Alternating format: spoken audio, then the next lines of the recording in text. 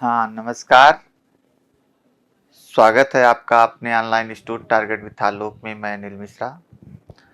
तो सबसे पहले तो आप लोगों को ढेर सारी शुभकामनाएं, बहुत बहुत साधुवाद। और रक्षाबंधन के इस पावन पर्व पर आप लोगों को टारगेट विथ आलोक परिवार की तरफ से और मेरी तरफ से ढेर सारी शुभकामनाएं, और आपका जीवन उज्जवलमय हो। तो मित्रों, आज हम लोग जो है इस पब्लिक क्लास में विषय वस्तु के रूप में नीति शतकम की एक दैव पद्धति भाग नीति शतकम की जो है हम लोग जो है बड़ी महत्वपूर्ण पद्धति, जिसमें विद्या को आभूषण के रूप से उद्धृत किया गया है और उसमें वाणी को जो है सबसे बड़ा आभूषण माना गया है।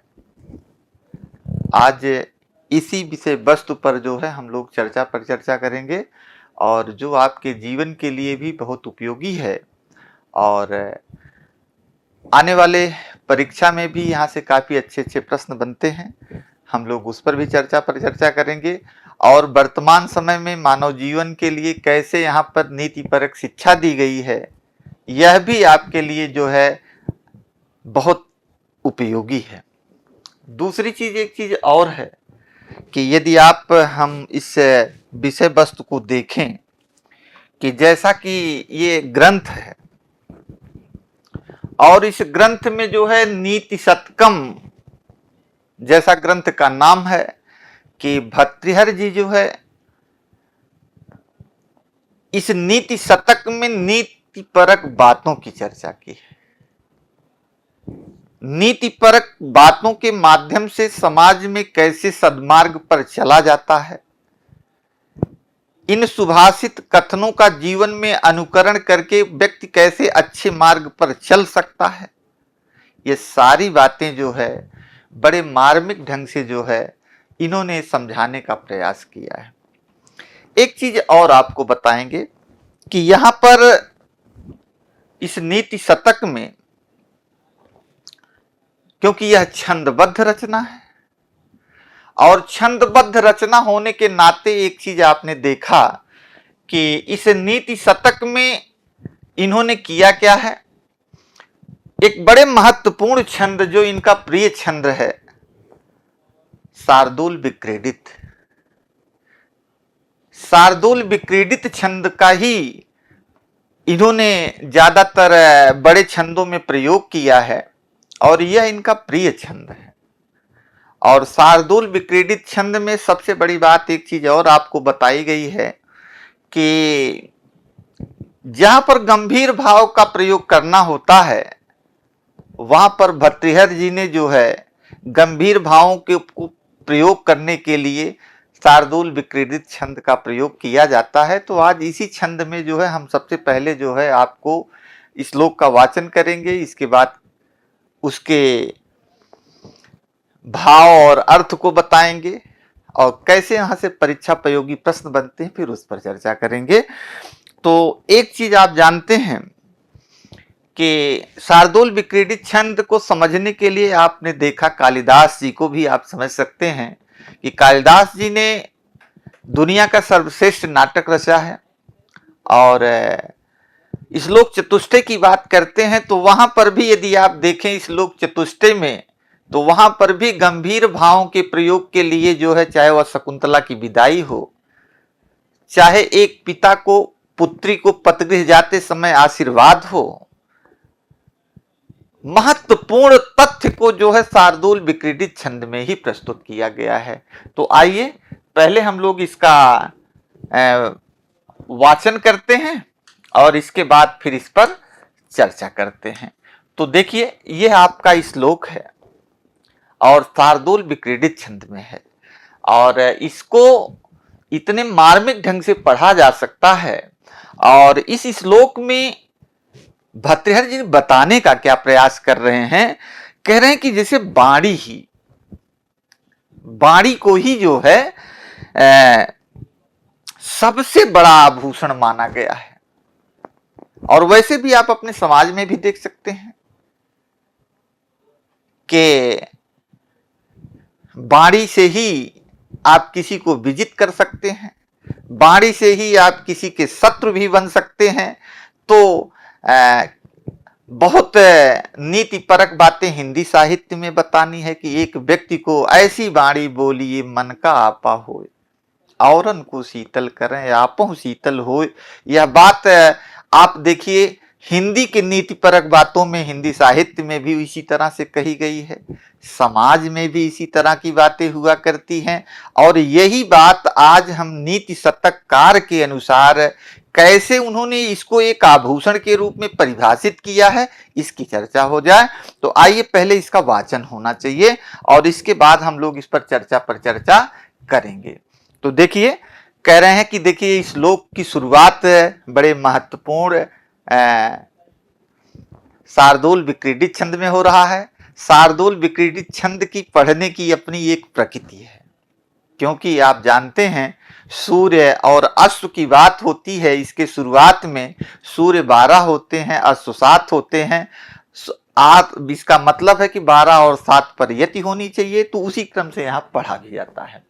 तो देखिए कह रहे हैं कि केयूराडिन भूषयन्ति पुरुषम हारान चंद्रोज्ज्वला न स्नानं न विलेपनं न कुसुमं नालंकृता मूर्धजा वाणेकाशम्लं करोति पुरुषं या संस्कृता धार्यते क्षीयन्ते खिलभूषणानि सततं वाग्भूषणं भूषणम्। तो देखिए कितनी महत्वपूर्ण, बहुत बढ़िया श्लोक है। इसको जो है आप इस ढंग से वाचन कर सकते हैं। बहुत बढ़िया जो है इसको पढ़ने का तरीका है। इसको 2-4 बार आप पढ़ें, अपने जीवन में आप इसकी उपयोगिता को सिद्ध करें। आइए अब इस पर हम लोग चर्चा करते हैं कि आखिर नीति शतककार ने वाणी को सबसे सर्वश्रेष्ठ आभूषण क्यों माना है। यहां पर नीति शतककार ने बहुत मार्मिक ढंग से इस बात को बताने का प्रयास किया है कि वाणी ही, विद्या ही एक ऐसा आभूषण है जिससे व्यक्ति की सुंदरता बढ़ती है। यह वाणी जो है एक आभूषण के रूप में परिष्कृत है। तो देखिए इस श्लोक में कितने मार्मिक ढंग से बताया जा रहा है। एक चीज आप इसको देखिए, सबसे पहले नीचे वाली पंक्ति को आप देखें तो इसको बहुत महत्वपूर्ण ढंग से जो बात सबसे प्रामाणिक रूप से इन्होंने नीति शतककार भर्तृहरि ने व्यक्त करना चाहा, इस पंक्ति को देख लें। इसके बाद हम लोग क्षीयन्ते खिलभूषणानि सततं वाग्भूषणं भूषणम्। क्षीयन्ते, क्षीयन्ते नष्टन्ते, नश्यन्ते,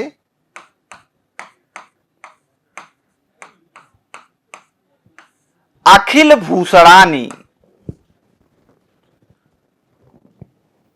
अखिल भूषणानि, सारे आभूषण जो है नष्ट हो सकते हैं। जितने भी आभूषण, इस श्लोक में 7 आभूषणों की चर्चा की गई है। कह रहे हैं कि ऊपर की पंक्तियों में जितने आभूषण बताए गए हैं, अखिल भूषणानि क्षीयन्ते, सारे आभूषण नष्ट हो सकते हैं, लेकिन वाग्भूषणम भूषणम, सततम वाग्भूषणम भूषणम। लेकिन वाणी नामक आभूषण एक ऐसा आभूषण है जो कभी नष्ट होने वाला नहीं। तो देखिए संपूर्ण बात जो सिद्ध करना है, एक अंतिम पंक्ति में, यही संस्कृत साहित्य की सबसे बड़ी कला है कि साहित्यकार अपने महत्वपूर्ण बात को अपने अंतिम पंक्ति में जो सुभाषित के रूप में प्रयुक्त है वह आपको बता दिया कि अखिल भूषणानि क्षीयन्ते, सारे आभूषण नष्ट हो सकते हैं, लेकिन वागभूषणम भूषणम, वाणी अर्थात विद्या रूपी आभूषण कभी भी नष्ट होने वाला नहीं है। अब आपको यहां पर एक बात मार्मिक ढंग से समझना है 3 पंक्तियों के माध्यम से। इन तीनों पंक्तियों में कौन कौन से आभूषण हैं जो नष्टवान हैं, उसको आप देख सकते हैं, उसको आप समझने का प्रयास कर सकते हैं। तो देखिए, सबसे पहले कह रहे हैं कि केयूराणी। भाई केयूराणी क्या है? ये आभूषण है,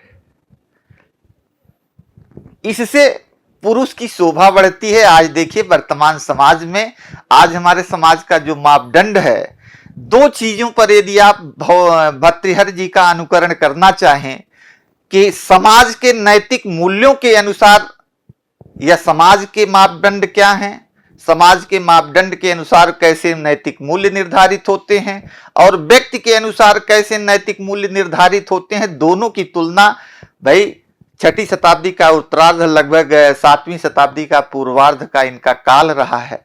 और उनके समय की तुलना और आज के समय से करिए तो आपको इसकी प्रासंगिकता समझ में आएगी कि आज भर्तृहरि के कथनों की प्रासंगिकता आज के समाज में क्या है।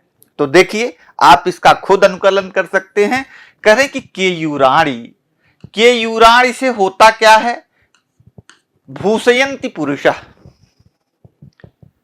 केयूराणी एक आभूषण है, वो पहना कहा जाता है, बाजुओं में धारण किया जाता है। तो कह रहे हैं कि बाजूबंद को धारण करने से, बाजुओं में बाजूबंद को धारण करने से पुरुष की शोभा बढ़ती है। या इस आभूषण को क्यों धारण किया जाता है? बाजुओं को सुशोभित करने के लिए। तो बाजूबंद को धारण करने से पुरुष की शोभा बढ़ती है। पहली बात तो यह चीज हो गई। हारान चंद्रोज्वला,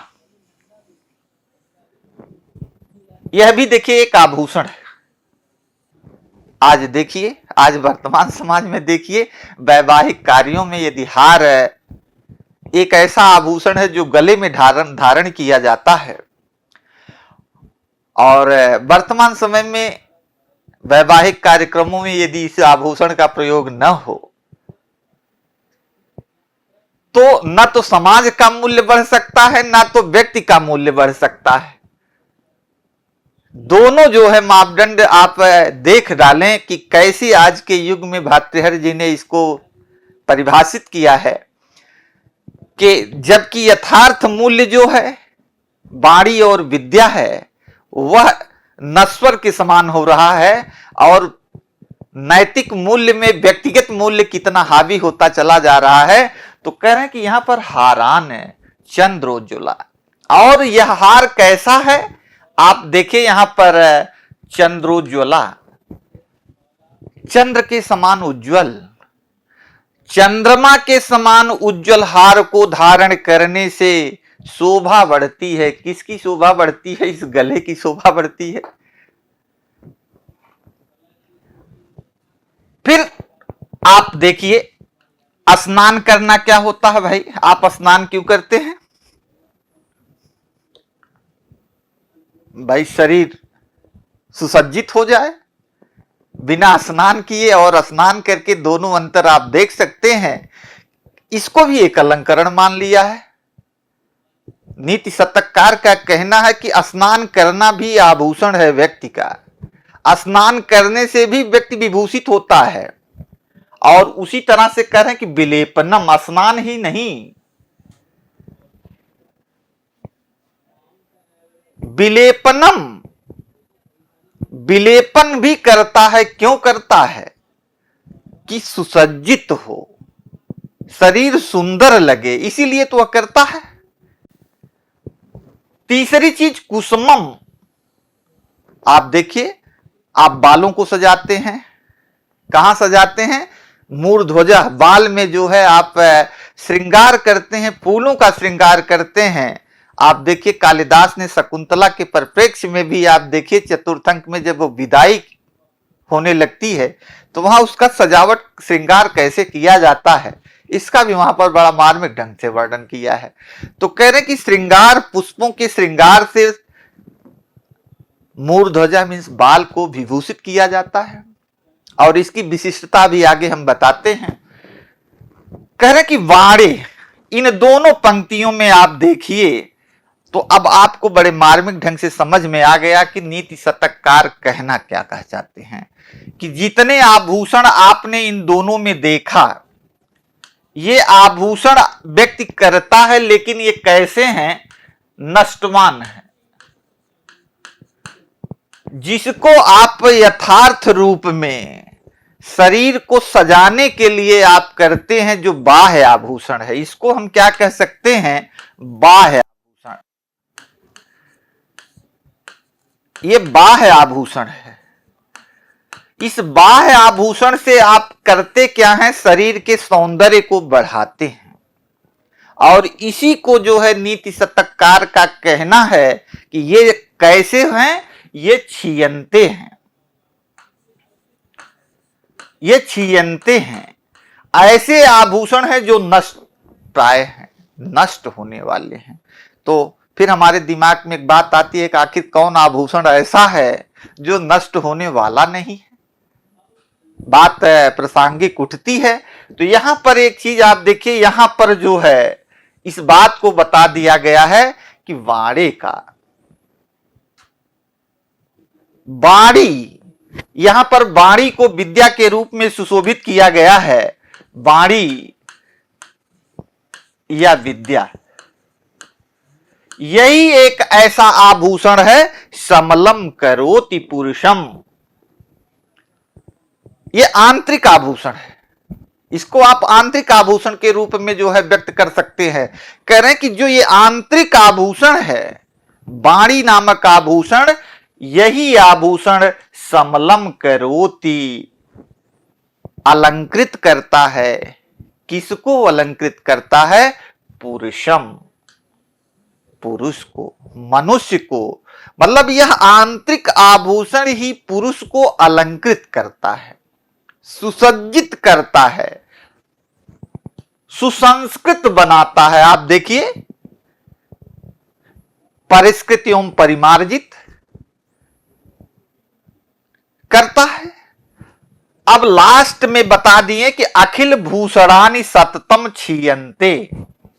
सारे आभूषण आपने जो देखा ऊपर, कि चाहे वह केयूर हो, चाहे वह हार हो, चाहे वह स्नान हो, चाहे वह विलेपनम हो, चाहे वह हो, ये सारे आभूषण जो बाह्य सौंदर्य आप करते हैं, ये सारे आभूषण नष्टवान हैं। लेकिन केवल एक आभूषण है जिसकी चर्चा आप वाणे का, वाणी नामक आभूषण, यही एक ऐसा आभूषण है जो नष्टवान नहीं है। तो आपने देखा कि यहां पर इस श्लोक का आज वर्तमान परिप्रेक्ष्य में कितनी प्रासंगिकता है। इसका आप यदि दो मूल्यों पर इसका, एक नैतिक रूप से और समाज के परिप्रेक्ष्य में, और एक व्यक्ति के परिप्रेक्ष्य में, दोनों का कंक्लूजन करें तो आज इसकी प्रासंगिकता वैसी है जैसे भर्तृहरि के समय में थी। तो खैर बातें बड़ी ठीक ठाक हैं। अब आपको हमें यहां से एक बड़ी महत्वपूर्ण, क्योंकि हम लोगों को परीक्षा देनी है, और परीक्षा देनी है तो यहां पर प्रश्नों की प्रकृति पर चर्चा करनी जरूरी है, क्योंकि आप प्रतियोगी परीक्षाओं में भाग लेते हैं। प्रतियोगी परीक्षाओं में आप देखते हैं तो सबसे पहला प्रश्न आपको यहां से निकल के बनना चाहिए कि यह सूक्तिपरक वाक्य है, किस ग्रंथ से लिया गया है। यह लाइन आपसे बार बार पूछी जाएगी, तो आपको बताना पड़ेगा, छीयन्ते अखिल भूषणानि सततम वागभूषणम भूषणम। यह पंक्ति कहां से ली गई है, तो आपको बताना पड़ेगा कि यह नीति शतककार या नीति शतकम से ली गई है। एक प्रश्न तो आपको यहां से इस टाइप से बन सकता है।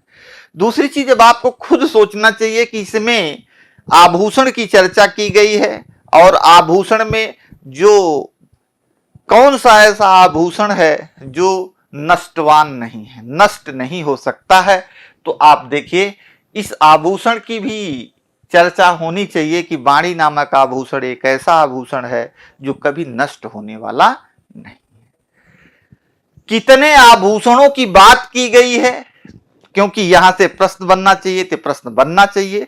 तो आपने देखा कि चाहे वह केयूर हो, चाहे आप हार हो, चाहे स्नान हो, चाहे विलेपनम हो, चाहे कुसुमम हो, चाहे बाणी हो, इन सारे आभूषणों, मतलब आपसे यहां से प्रश्न बन सकता है। आपको इस तरह से जानने की जरूरत है कि इस श्लोक में कितने आभूषणों का प्रयोग किया गया है। तो लगभग 7 आभूषणों का प्रयोग किया गया, ये चीज आपको जाननी चाहिए। तीसरी चीज जो है आपके परीक्षा प्रयोगी जो बहुत सामान्य प्रश्न है, हम उस पर थोड़ी सी चर्चा करते हैं। जैसे आपसे छंद विधान की भी चर्चा हो सकती है। तो छंद विधान में हमने पहले ही चर्चा कर दिया कि इसमें शार्दूल विक्रीडित छंद है। क्यों छंद है? क्योंकि गंभीर भावों को प्रयोग करने के लिए भर्तृहरि जी ने जो है शार्दूल विक्रीडित छंद का विधान किया है। और इसमें 19 वर्ण होते हैं, 12 और 7 पर यति होती है। ये जानना जरूरी है जो परीक्षा की दृष्टि से। अब कुछ चीजें हैं, जैसे मान लीजिए कि सारगर्भित प्रश्न बनते हैं। जैसे मान लीजिए कि यह सुभाषित है, तो यहां वाग्भूषणम पद दिया गया है। तो वाग्भूषणम पद दिया है, तो आपसे यहां से समास बन सकता है कि नहीं बन सकता है? इसका मतलब है कि वाग्भूषणम में आपसे समास से पूछा जा सकता है। बहुत अच्छा प्रश्न है, ये जानना जरूरी है। तो वाग्भूषणम में जो है आप देखिए मयूर व्यंजकादि समास है। मयूर है, व्यंजकादि समास है, जहां पर सामासिक नियमों का अभाव होता है वहां पर मयूर व्यंजकादि समास होता है।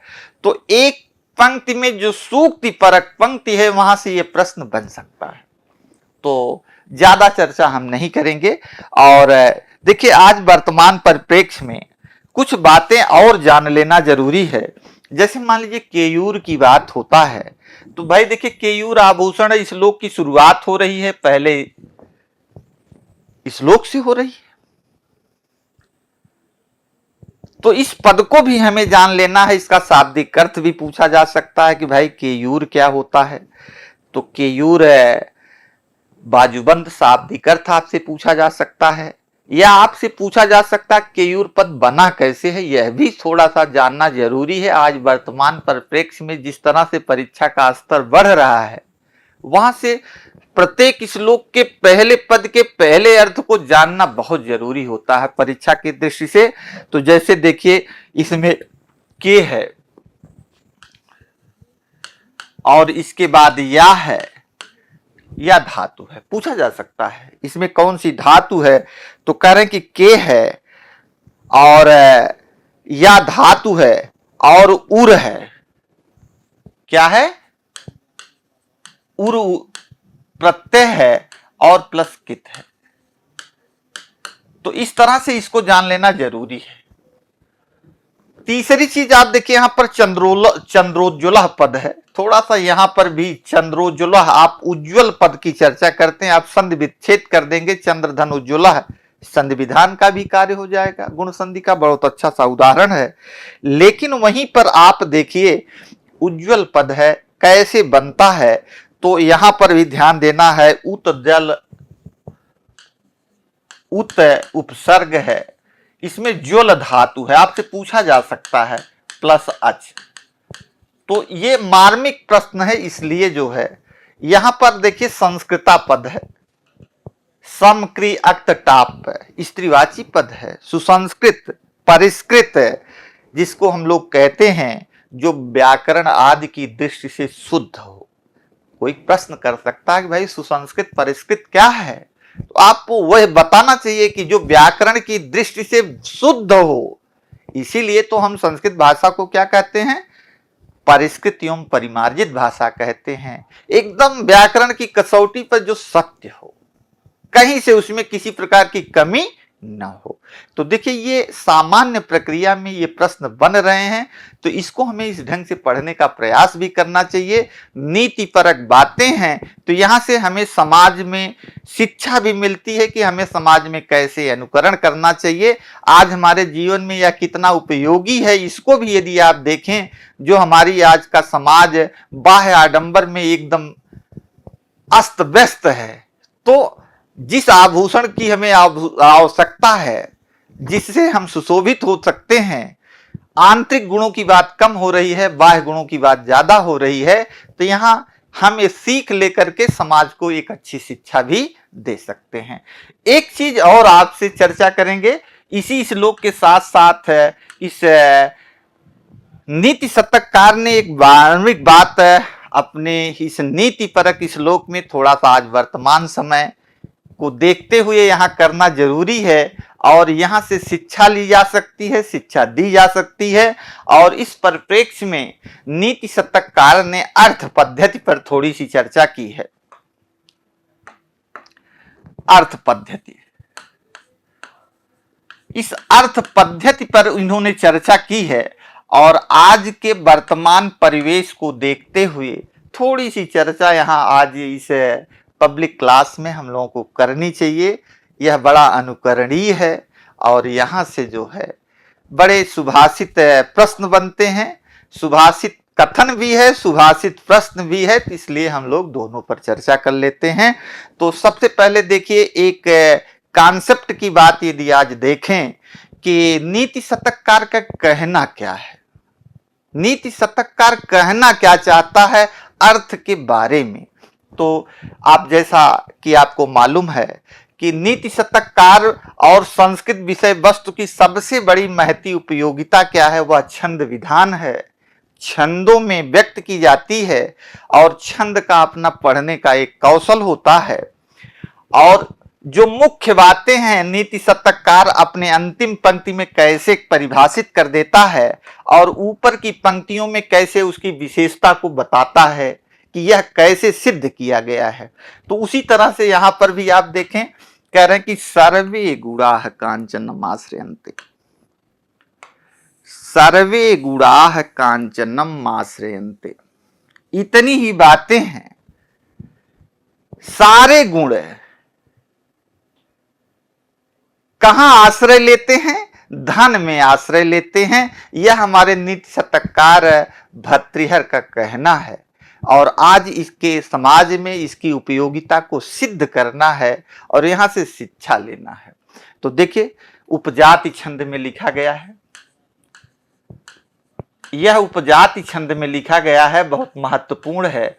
और उपजाति की एक बड़ी विशिष्टता होती है कि उपजाति के पढ़ने का जो तौर तरीका है, क्योंकि यह इंद्र वज्रा और उपेंद्र वज्रा का मिश्रण होता है।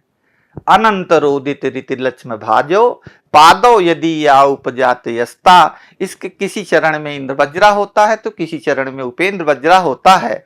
तो इस तरह से देखिए, ये बड़ी महत्वपूर्ण, इसको हम पढ़ लेते हैं, समझ लेते हैं, तब प्रश्नों पर चर्चा करते हैं। तो आइए,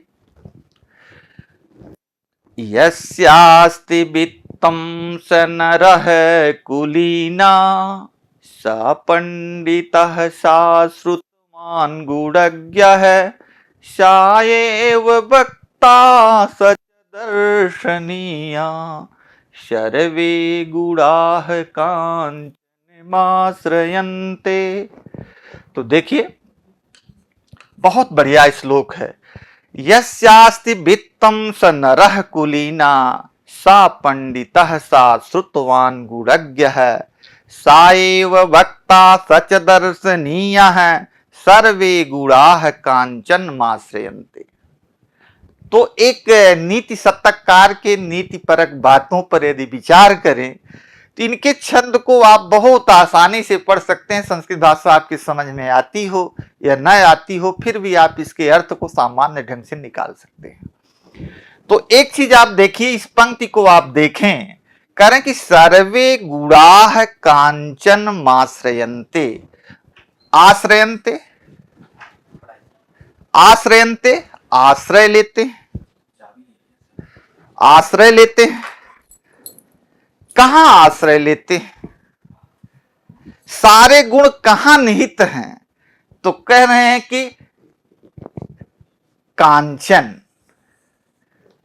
आप सोने की बात करते हैं, यहां सोने की उपमा धन से की गई है।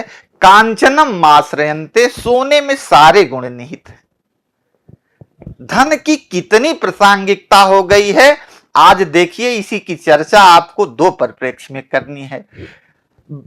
भर्तृहरि जी का कहने का मतलब यह है कि जैसे वर्तमान समय की क्या आज स्थिति है, हमारे समय की क्या स्थिति है।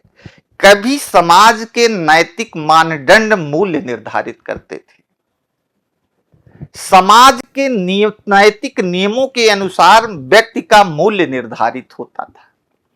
लेकिन आज के समाज की कंडीशन क्या है, आज इस भौतिक दुनिया में क्या हो रहा है, व्यक्ति के अनुसार समाज का नैतिक मूल्य निर्धारित हो रहा है।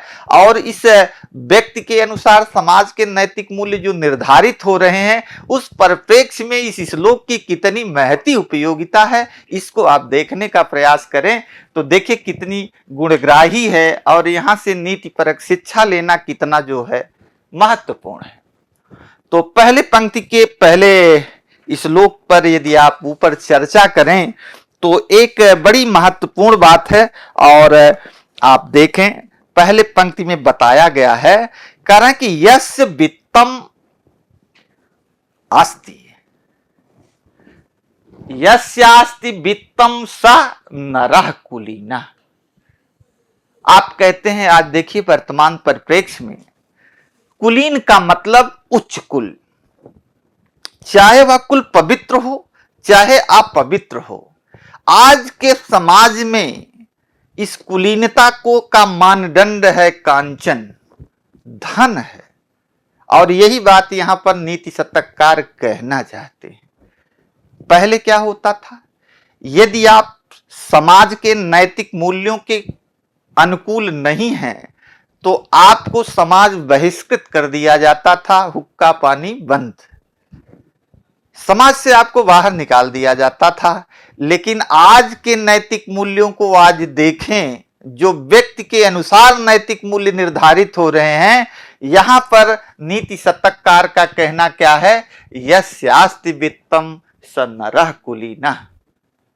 जिस व्यक्ति के पास धन है वही आज के समाज में वह कुलीन है, वह उत्तम कुल का है, वह श्रेष्ठ कुल का है, उसी श्रेष्ठ कुलीन कहा जा सकता है। दूसरी चीज आप देखें, दूसरी पंक्ति को यदि आप देखें, कह रहे कि सा पंडिता, सा पंडिता,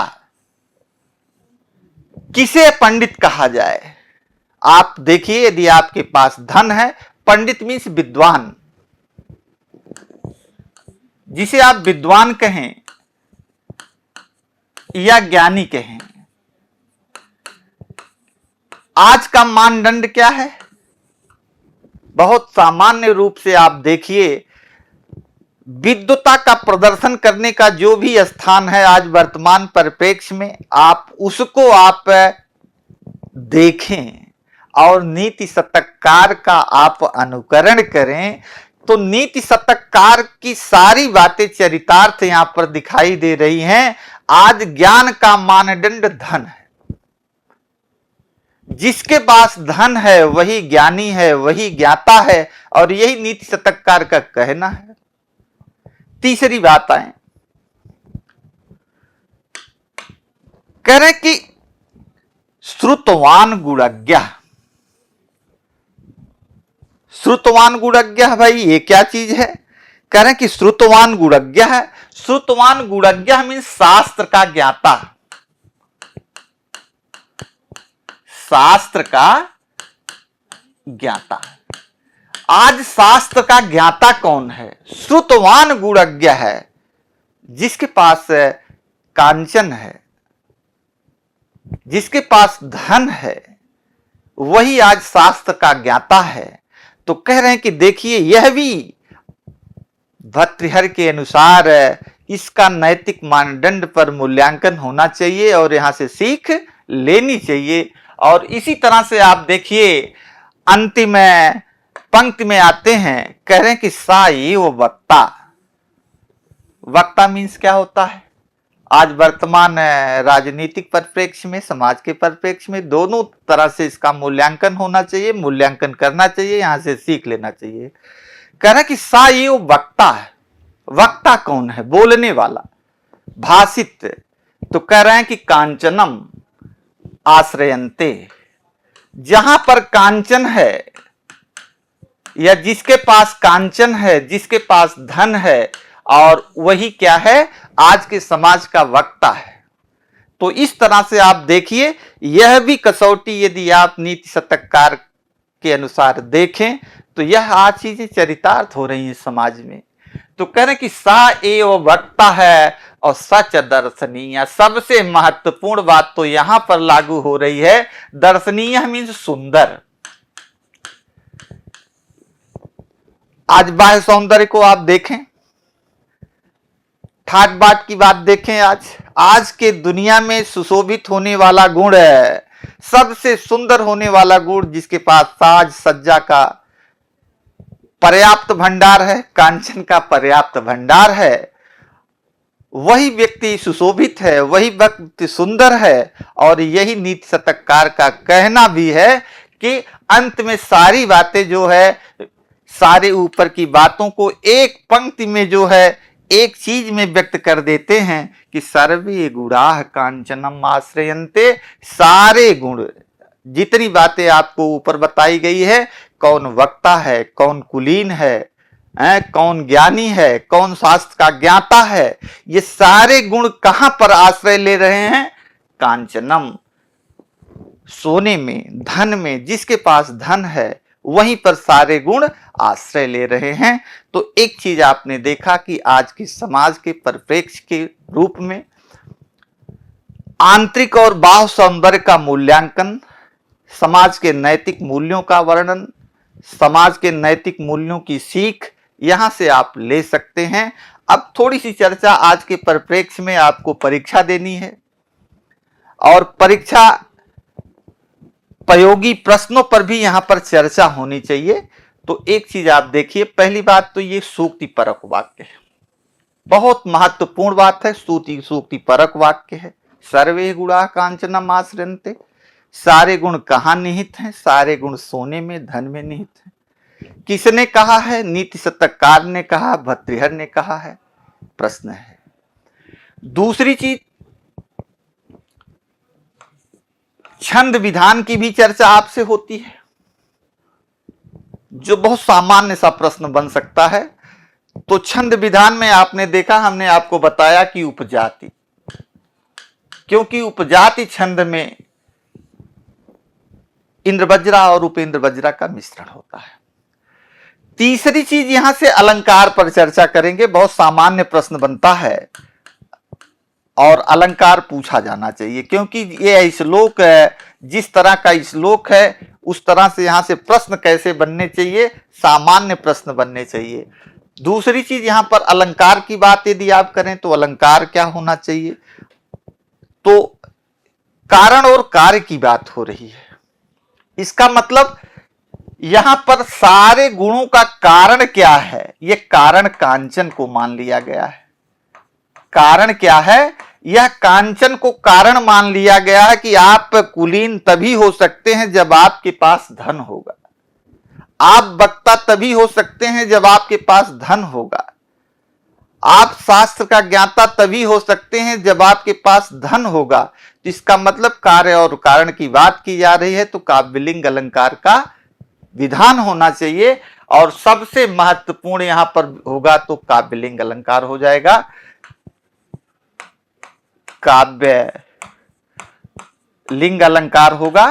तो इस तरह से देखिए सामान्य। दूसरी चीज, एक चीज आप देखिए, प्रश्न तो बहुत बनते हैं, चाहे जितना आप बनाना चाहें, लेकिन क्या यहां से प्रश्न निकलता है? क्या प्रश्न परीक्षा प्रयोगी बनना चाहिए? यहां पर यदि हम आप चर्चा करें तो केवल सामान्य प्रश्न आपसे पूछा जा सकता है। और रही बात व्याकरण की दृष्टि से, तो व्याकरण की दृष्टि से बहुत सारे प्रश्न यहाँ से नहीं बनेंगे, क्योंकि हर प्रश्नों के, हर श्लोक की अपनी एक प्रकृति होती है। तो केवल आज हम इतनी ही बातें आज आपके सामने करेंगे, क्योंकि रक्षाबंधन का पर्व है। रक्षाबंधन के पर्व पर इस तरह से हमारे संस्थान के द्वारा इस पब्लिक क्लास के माध्यम से एक बार पुनः आपको शुभकामना प्रेषित। और हमारे संस्थान में टीजीटी पीजीटी की क्लास चल रही है। आप जो भी शुभेच्छु संस्थान से जुड़ना चाहते हैं तो संस्थान के जो व्हाट्सएप नंबर हैं उस व्हाट्सएप नंबर से संपर्क करके आप संस्थान में प्रवेश भी ले सकते हैं। और दूसरी चीज ये है कि संस्थान के कुछ बहुत सारे जो है आपकी परीक्षाओं के लिए जो है प्रोग्राम निर्धारित किए गए हैं। अभी भी बहुत जल्दी आप प्रवेश ले करके जो है आप जो है अपनी परीक्षा की संपूर्ण तैयारी को आप कर सकते हैं। इसी के साथ साथ एक बार पुनः आप लोगों को ढेर सारी शुभकामनाएं। बहुत बहुत धन्यवाद।